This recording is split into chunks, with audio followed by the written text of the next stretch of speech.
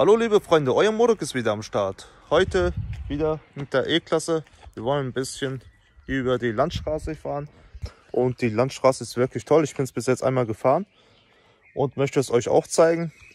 Ich fahre das Auto kurz noch warm, dann sehen wir uns.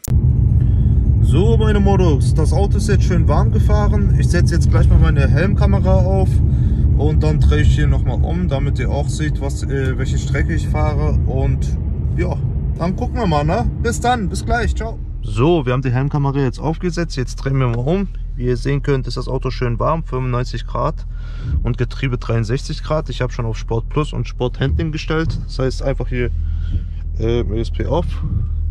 Dann fahren wir mal einmal zurück. Also ich bin kein Profifahrer, ich mache das rein aus Hobby. Oh, dann können wir hier gleich loslegen. Und go!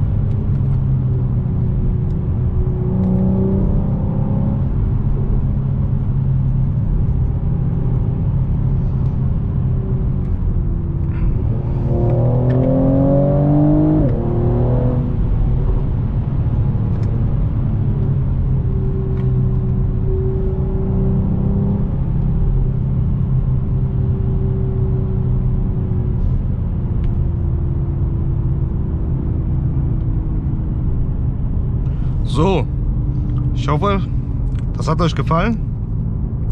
Das war's mit der kurvigen Strecke. Jetzt geht es eher so geradeaus. Genau, also ich bin jetzt wie gesagt zum zweiten Mal über die Landstraße gefahren. Also macht das bitte nicht nach. Es ist sehr gefährlich. Da sind schon wirklich sehr, sehr viele Menschen ums Leben gekommen oder hatten sehr schlimme Verletzungen. Also bitte nicht nachmachen. Genau, ihr könnt gerne hierher kommen, um die Landschaft zu besichtigen. Das ist echt super schön hier vorne. Alles ist sehr, sehr schön. Könnt ihr schönen Spaziergang machen. Gibt es genügend Orte zum Parken, zum Chillen und alles drum und dran. Ja. So, jetzt sind wir einmal über die Landstraße gefahren. Ich hoffe, das Video hat euch gefallen. Wie ihr hören könnt, ist das Auto jetzt extrem warm geworden. Aber sehr, sehr warm. Deswegen lasse ich jetzt ein bisschen mal abkühlen, bevor wir jetzt weiterfahren. Genau. Ich hoffe, das Video hat euch gefallen. Falls ihr demnächst mehr Fragen habt, dann gerne her damit, oder irgendwelche Wünsche, gerne her damit. Ich versuche diese dann zu erfüllen. Und mein Fazit ist, das Auto für die Größe fährt das eigentlich ziemlich gut. 4x4. Also die Kurven hat er sehr gut hinbekommen, meiner Meinung nach. Es gibt natürlich Fahrzeuge, die das natürlich deutlich besser hinkriegen, wenn der Radstand kleiner ist, aber für eine E-Klasse, für ein Mittelklasse-Auto ist das ganz in Ordnung und ich bin komplett zufrieden.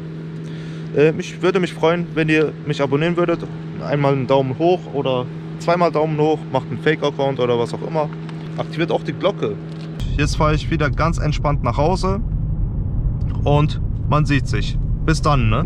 Ciao.